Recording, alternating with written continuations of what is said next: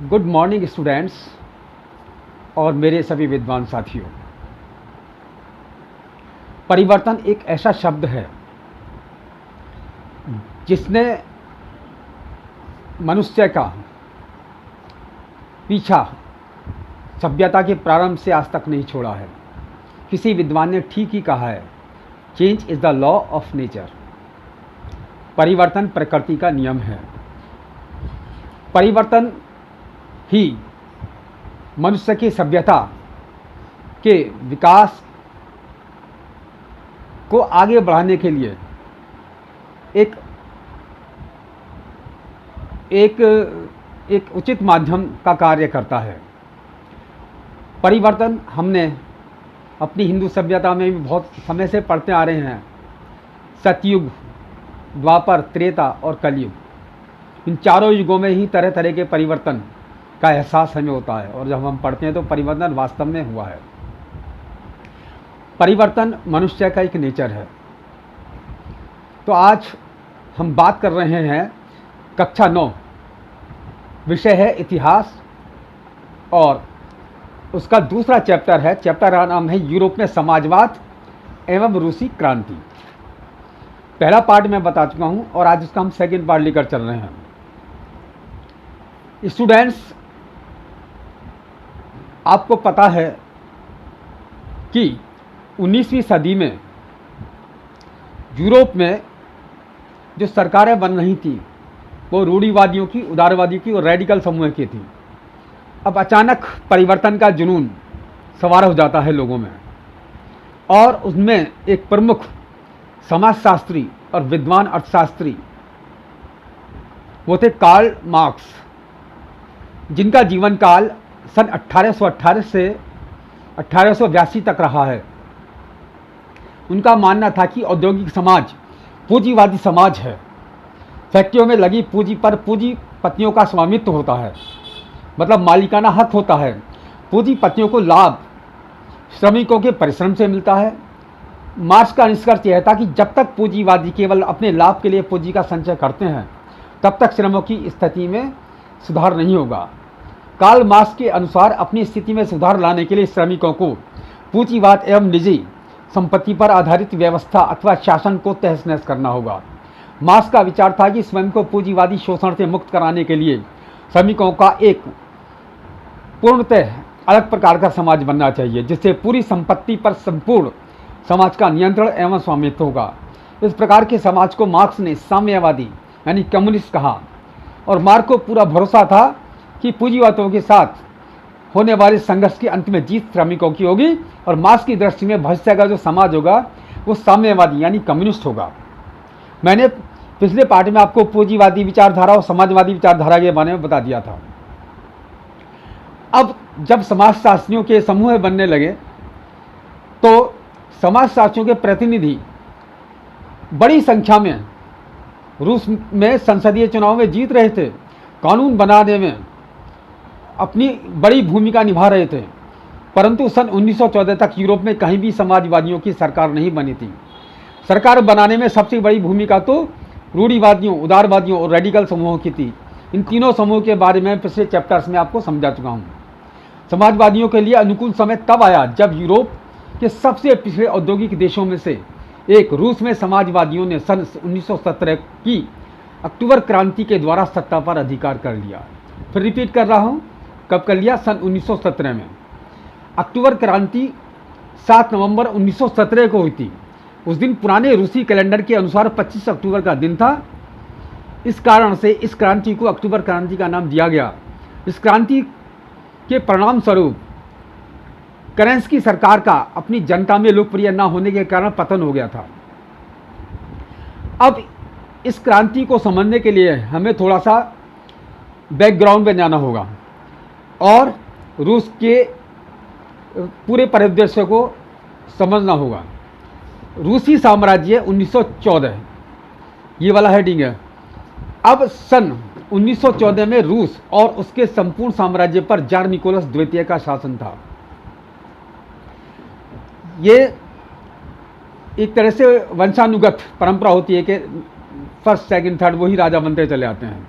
Moscow के आसपास पड़ने वाले क्षेत्र के अलावा वर्तमान का Finland, Latvia, Lithuania, Estonia, Poland तथा यूक्रेन व बेलारूस के कुछ भाग रूसी साम्राज्य के हिस्से थे। रूसी साम्राज्य प्रशांत महासागर तक फैला हुआ था। वर्तमान के मध्य एशियाई राज्यों के साथ साथ जॉर्जिया, आर्मेनिया और अजरबैजान भी रूसी साम्राज्य के अधीन थे।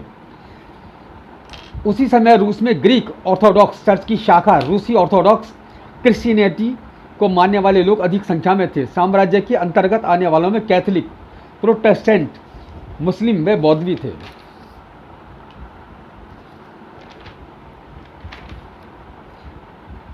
अब उसके बाद आता है अर्थव्यवस्था और समाज। 20वीं शताब्दी के शुरू में रूस की जनसंख्या का बहुत बड़ा भाग कृषि कार्य से जुड़ा था। 85% जनसंख्या कृषि पर ही आश्रित थी। उसी समय यूरोप के किसी भी देश में कृषि पर आश्रित जनसंख्या प्रतिशत इतना बड़ा नहीं था। फ्रांस और जर्मनी में केवल 40 और 50% के आसपास ही लोग कृषि पर आश्रित थे। रूस के साम्राज्य में उद्योग बहुत कम थे। सेंट पीटर्सबर्ग और मॉस्को मुख्य औद्योगिक क्षेत्र थे। बड़े बड़े कल कारखानों के होने के बावजूद अधिकतर उत्पादन कारीगरों की वर्कशॉपों में ही होता था। उसी समय रूस में बहुत से कारखानों ने 1890 के दशक से कार्य करना प्रारंभ कर दिया। इसका कारण रेल नेटवर्क का तेज गति से विकसित होना था। इस समय रूस में विदेशी निवेश भी तेज गति के साथ हुआ। उद्योगों के लिए स्थिति बहुत अच्छी थी, जिससे रूस का कोयला उत्पादन दुगना हो गया और इस्पात के उत्पादन में लगभग 4 गुना वृद्धि हुई। सन 1900 के तक कुछ क्षेत्रों में कारीगरों एवं कारखाना श्रमिकों की संख्या लगभग बराबर हो गई।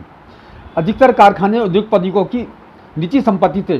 सरकारी विभाग कारखानों का इस बात के लिए निरीक्षण करते थे कि श्रमिकों को न्यूनतम वेतन मिलता रहे और काम की पाली के घंटे निश्चित हो जाएं। यह व्यवस्था श्रमिकों का शोषण रोकने के लिए थी, लेकिन फैक्ट्री इंस्पेक्टर नियमों का पालन नहीं करा पा रहे थे। कारीगरों की इकाइयाँ व वर्कशॉपों में काम की पाली यानी जो इनिंग्स थी सामान्यतः 15 घंटे तक खिंच जाती थी, जबकि कारखानों के श्रमिक 10-12 घंटे की पालियों में काम करते थे। श्रमिकों को रहने के लिए कारखानों में विशेष प्रकार की व्यवस्था कर दी गई थी और कमरों के साथ साथ डॉर्मिटरी बना दी गई थी। डॉर्मिटरी का मतलब होता है अनेक शयन कक्षों वाला समूह है। श्रमिकों में वर्ग विभाजन, ये भी जानना बहुत जरूरी है। रूस में श्रमिक सामाजिक स्तर पर बटे हुए थे। बहुत से श्रमिक शहरों में स्थायी रूप से बस चुके थे।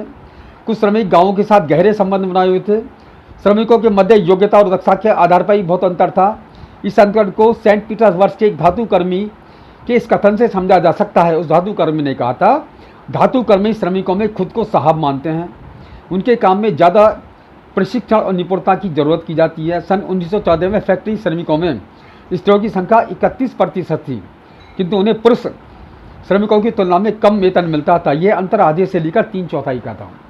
श्रमिकों में अंतर उनकी वेशभूषा और व्यवहार में था। इसके बावजूद कुछ श्रमिकों ने आर्थिक संकट या बेरोजगारी के समय एक दूसरे की सहायता करने के लिए संगठन बना लिए। इतने विभेद होने पर भी जब किसी श्रमिकों को नौकरी से निकाला जाता था तो उन्हें मालिकों से कोई शिकायत होती थी तो सारे श्रमिक इकट्ठे होकर हड़ताल कर दिया करते थे। सन 1896 से 1897 के बीच कपड़ा उद्योग में और 1902 में धातु उद्योग में बड़ी संख्या में हड़तालें आयोजित की गईं। किसानों की स्थिति क्या थी उस वक्त? गांव की अधिकतर भूमि पर किसान खेती करते थे। बड़ी संपत्तियों पर सामंतों, राजशाही और ऑर्थोडॉक्स चर्च का नियंत्रण था। श्रमिकों की भांति किसान भी बटे हुए थे। ये बहुत धार्मिक प्रवृत्ति के थे। अधिकतर किसान सामंतों और कुलीनों के लोगों का सम्मान करते थे। कुलीनों व सामंतों को जो सत्ता और प्रतिष्ठा मिली थी वह उनकी लोकप्रियता के कारण नहीं थी, यह जार के प्रति उनके समर्पण के कारण मिली थी। रूस के किसानों की स्थिति फ्रांस के किसानों जैसी नहीं थी। फ्रांसीसी क्रांति के समय ब्रिटनी नामक स्थान के किसान कुलीनों का बहुत सम्मान करते थे। उन्होंने कुलीनों की सुरक्षा के लिए युद्ध भी लड़े थे। फ्रांस के किसानों के विपरीत रूस के किसान चाहते थे कुलीनों की भूमि पर छीनकर किसानों को दे दी जाए। रूस के किसान लगान नहीं चुकाते थे। कई स्थानों पर जमींदारों की हत्या की जा चुकी थी। दक्षिण रूस में सन 1902 के आसपास ऐसी घटनाएं बहुत ज़्यादा होने लगी। अब आता है रूस में समाजवाद। रूस में सन 1914 से पहले सभी राजनीतिक पार्टियां गैर कानूनी थीं। ऐसे समाजवादी जो कार्ल मार्क्स के विचारों में विश्वास रखते, उन्होंने सन 1898 में रूसी सामाजिक लोकतांत्रिक श्रमिक पार्टी का गठन कर दिया। सरकार द्वारा मान्यता न मिलने के कारण इस पार्टी को गैर कानूनी संगठन के रूप में काम करना पड़ता था। इसके बाद भी इस पार्टी ने हड़ताल आदि कार्यक्रमों का आयोजन किया। इस पार्टी द्वारा प्रकाशित समाचार पत्र ने श्रमिकों को संगठित करने में महत्वपूर्ण योगदान दिया। समाजवादियों का दृष्टिकोण। रूस के समाजवादियों के एक समूह का यह मानना था कि रूस के किसान जिस तरह कम्यून के माध्यम से समय समय पर भूमि बांटते हैं, उससे यह स्पष्ट हो जाता है कि वे स्वाभाविक रूप से समाजवादियों भावना वाले लोग हैं। कम्यून होता है समाजशास्त्रियों का एक समूह है, यानी ऑर्गेनाइजेशन ऑफ कम्युनिस्ट पीपल। इस आधार पर समाजवादियों के इस समूह द्वारा यह निष्कर्ष निकाला गया कि रूस में श्रमिक नहीं बल्कि किसान ही क्रांति की मुख्य शक्ति बनेंगे। 19वीं शताब्दी के अंत में रूस के ग्रामीण क्षेत्रों में समाजवादी बहुत सक्रिय थे। सन 1900 में उन्होंने समाजवादी क्रांति पार्टी सोशलिस्ट रिवॉल्यूशनरी पार्टी का गठन कर दिया। इस पार्टी ने किसानों के अधिकारों के लिए संघर्ष करना शुरू कर दिया। समाजवादियों में भी मतभिन्नता थी। किसानों के बारे में सभी समाजवादियों की सोच समान नहीं थी। व्लादिमीर लेनिन की यह सोच थी कि किसानों में एकजुटता नहीं है, वे अलग अलग स्तरों में बटे हुए हैं। कुछ किसान गरीब थे, कुछ अमीर, कुछ मजदूरी करते थे, कुछ पूंजीपति थे जो नौकरों से खेती करवाते थे। ऐसी हालत में सभी समाजवादी आंदोलन का हिस्सा नहीं हो सकते थे। संगठन की रणनीति के प्रश्न पर समाजवादी एकमत नहीं थे। बोल्शेविक समूह के नेता व्लादिमीर लेनिन की यह सोच थी कि जार शासित रूस जैसे दमनकारी समाज में पार्टी बहुत अनुशासित होनी चाहिए थी।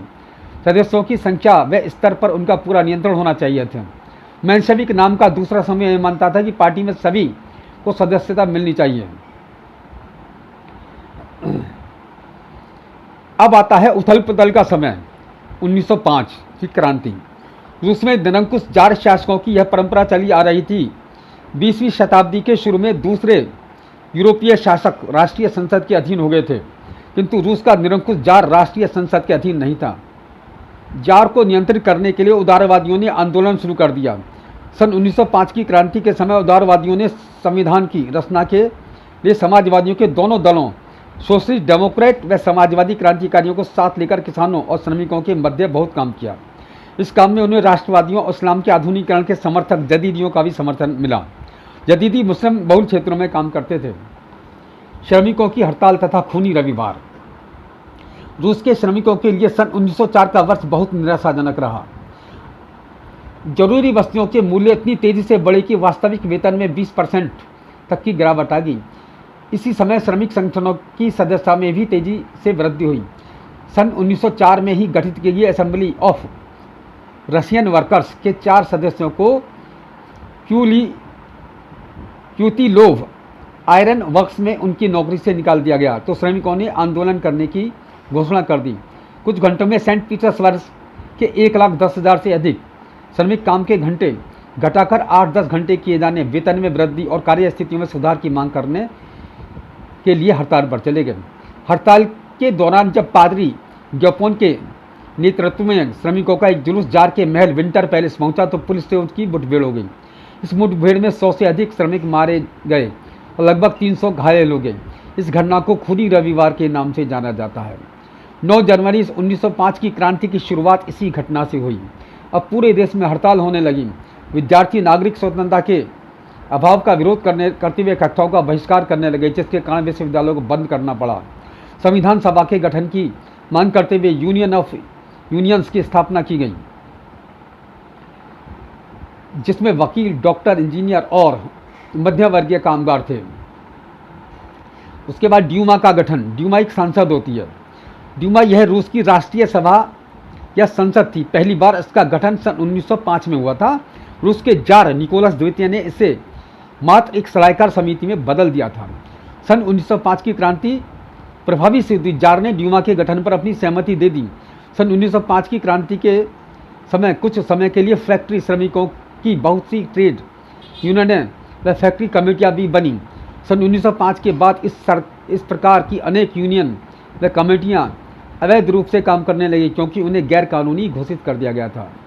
जार द्वारा राजनीतिक क्रियाकलापों पर पाबंदी लगा दी गई। जार द्वारा पहली ड्यूमा को केवल 75 दिन के अंदर और पुनर्निर्वाचित ड्यूमा को 3 महीने के अंदर बर्खास्त कर दिया गया। जार अपनी सत्ता पर किसी प्रकार का नियंत्रण पसंद नहीं करता था, इसलिए उसने मतदान कानूनों में परिवर्तन करके तीसरी ड्यूमा में रूढ़िवादी राजनेताओं की संख्या को बहुत अधिक बढ़ा दिया। तीसरी ड्यूमा से उदारवादियों और क्रांतिकारियों को बाहर रखा कर दिया गया।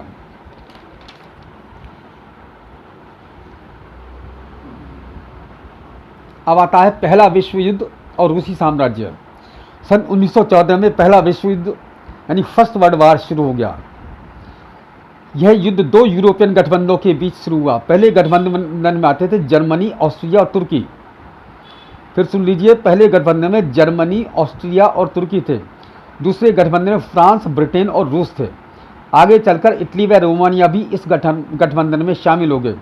इन सभी देशों के पास विशाल वैश्विक साम्राज्य थे, इसलिए यूरोप के साथ साथ यह युद्ध यूरोप के बाहर भी फैल गया।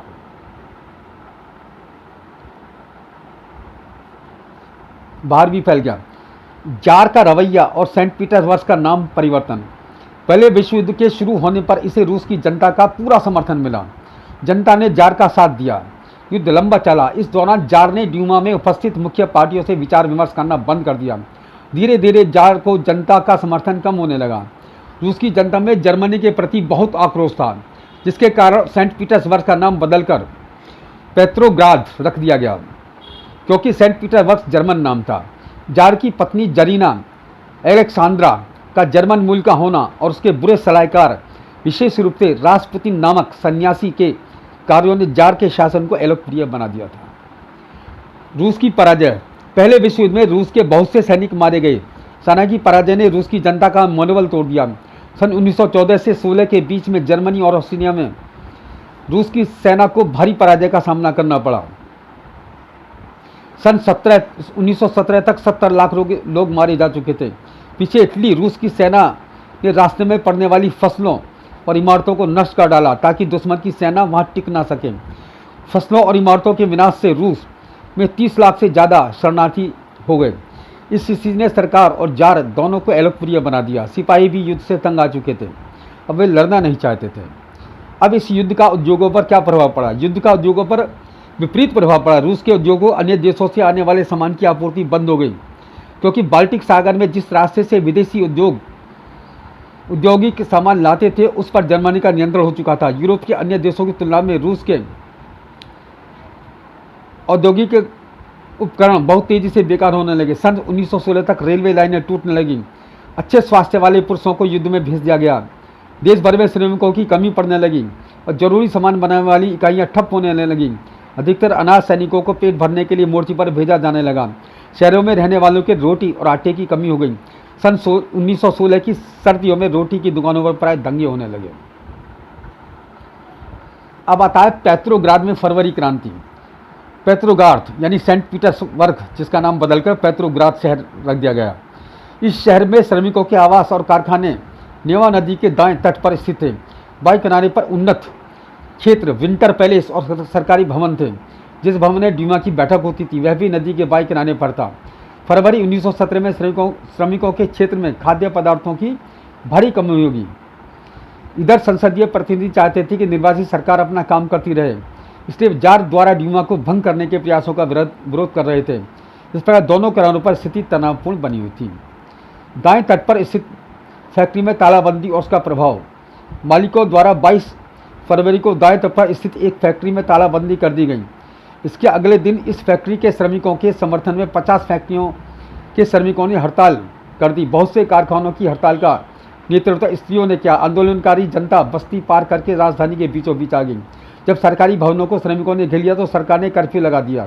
शाम तक प्रदर्शनकारी तरबतर हो गए, किंतु 24 व 25 फरवरी को पुनः एकत्र होने लगे। सरकार ने इन पर नियंत्रण करने के लिए घुड़सवार सैनिकों को तैनात कर दिया। सरकार ने 25 फरवरी को ड्यूमा को बर्खास्त कर दिया। सरकार के फैसले से राजनीतिक आरोप प्रत्यारोप शुरू हो गए। 26 फरवरी को प्रदर्शनकारी बड़ी संख्या में बाएं तट पर इकट्ठे हो गए।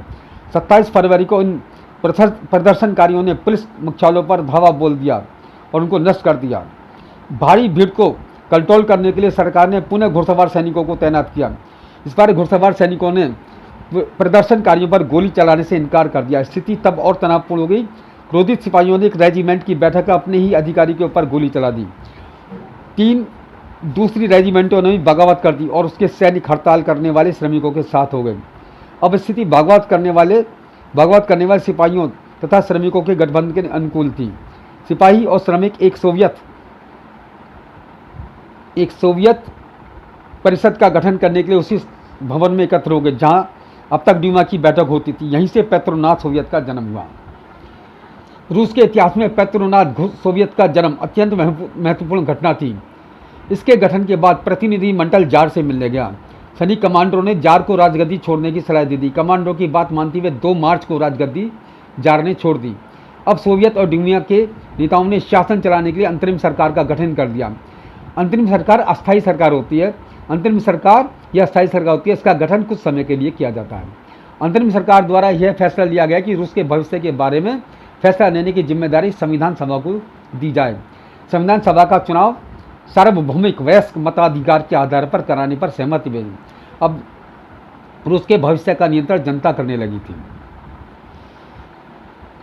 फरवरी के बाद जार द्वारा राजगद्दी छोड़ने के बाद जो अंतरिम सरकार बनी उसमें सैनिक अधिकारी, भूस्वामी और उद्योगपति निर्णायक भूमिका थे। अंतरिम सरकार में शामिल उदारवादी और समाजवादी विचारधारा से प्रभावित लोग जल्दी से जल्दी निर्वाचित सरकार के पक्ष में थे। अंतरिम सरकार द्वारा जनसभा करने और संगठन बनाने पर लगी रोक को हटा दिया गया। निर्वाचन की पद्धति प्रत्येक स्थान पर एक समान नहीं थी, किंतु पेट्रोवाद सोवियत के आधार पर सभी संस्थानों पर सोवियतें बनने लगी।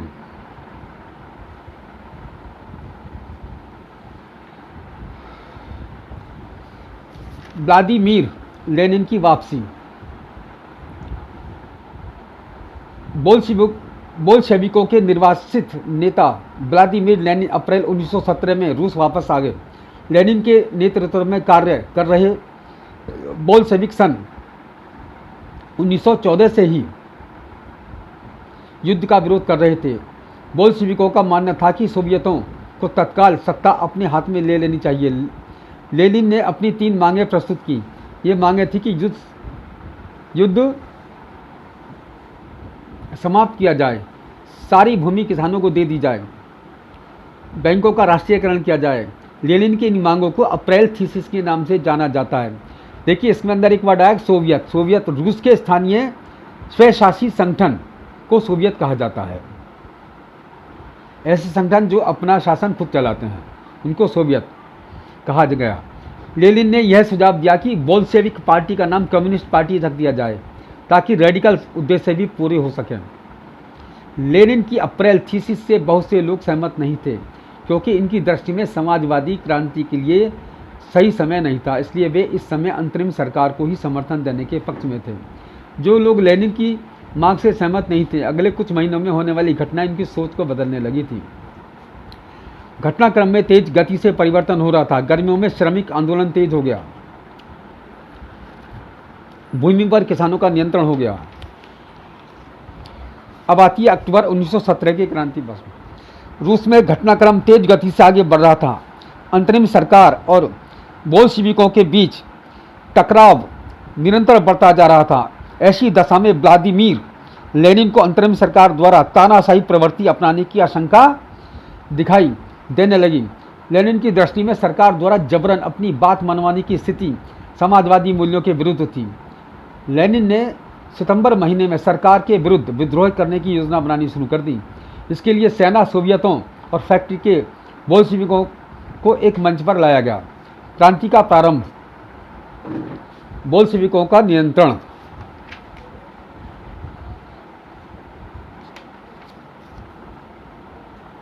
व्लादिमीर लेनिन तथा प्रयास में सफल हुए।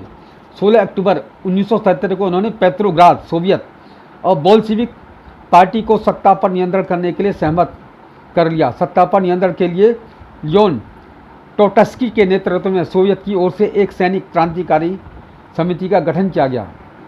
24 अक्टूबर को विद्रोह की शुरुआत हुई। अंतरिम सरकार के प्रधानमंत्री करेंस्की सैनिक टुकड़ियों को संगठित करने के लिए उद्देश्य से शहर से बाहर चले गए। सुबह सरकार के प्रति निष्ठा रखने वाले सैनिकों ने बोल्शेविक समाचार पत्रों के कार्यालयों पर डेरा डाल दिया।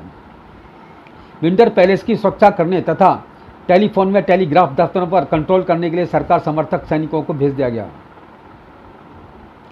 अरोरा नामक युद्धपोत ने विंटर पैलेस पर बमबारी शुरू कर दी, जबकि अन्य युद्धपोतों ने नेवा नामक स्थान के रास्ते से आगे बढ़ते हुए विभिन्न सैनिक ठिकानों को अपने कंट्रोल में ले लिया। शाम तक पूरा शहर क्रांतिकारी समिति के नियंत्रण में आ चुका था। पेट्रोग्राद में अखिल रूसी सोवियत कांग्रेस की बैठक हुई, जिसमें बहुमत से बोल्शेविकों की कार्रवाई का समर्थन किया गया। अब अन्य शहरों में भी विद्रोह होने लगे, जिसका रिजल्ट ये निकला कि बोल्शेविकों के पक्ष में रहा। दिसंबर तक मॉस्को पेट्रोग्राद क्षेत्र पर बोल्शेविकों का पूरा नियंत्रण हो गया।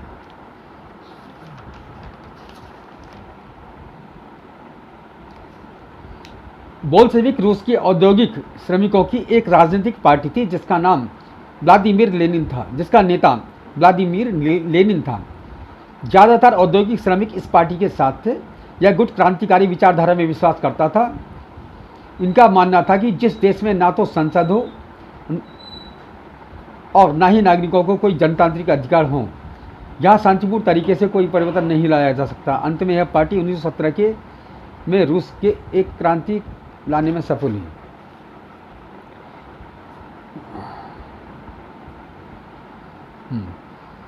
बोल्शेविक निजी संपत्ति की व्याख्याता के पूरी तरह से खिलाफ थे। यही कारण था कि अधिकतर उद्योगों और बैंकों का नवंबर 1917 में ही राष्ट्रीयकरण किया जा चुका था। अब इनका स्वामित्व व प्रबंधन सरकार के नियंत्रण में था। भूमि को अब सामाजिक संपत्ति घोषित कर दिया गया। सामंतों की जमीनों पर कब्जा करके किसानों को पूरी छूट दे दी गई।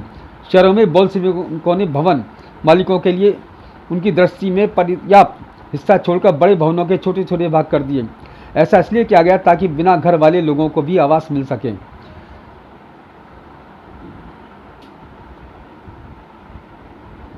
बदली हुई परिस्थितियों में बोल्शेविक पार्टी का नाम बदलकर रूसी कम्युनिस्ट पार्टी कर दिया गया।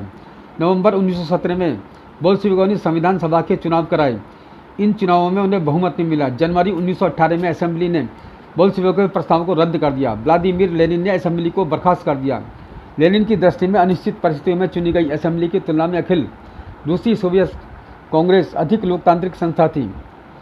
मार्च 1918 में दूसरे राजनीतिक सहयोगियों की असहमति के बावजूद बोल्शेविकों ने ब्रेस्ट नामक स्थान पर जर्मनी से संधि कर ली। बाद में ऐसी स्थिति बनी कि बोल्शेविक पार्टी अखिल रूसी सोवियत कांग्रेस के लिए होने वाले चुनाव में हिस्सा लेने वाली एकमात्र पार्टी बन गई।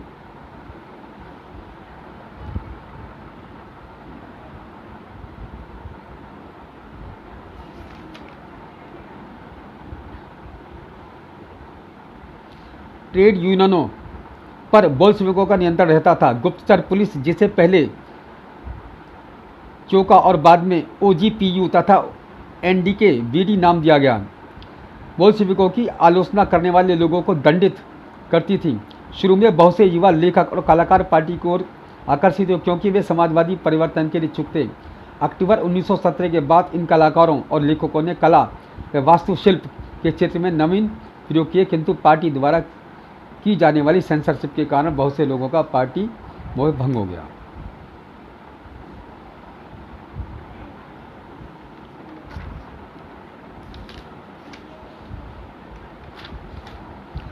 अब इस चैप्टर का आज मैं यहीं पर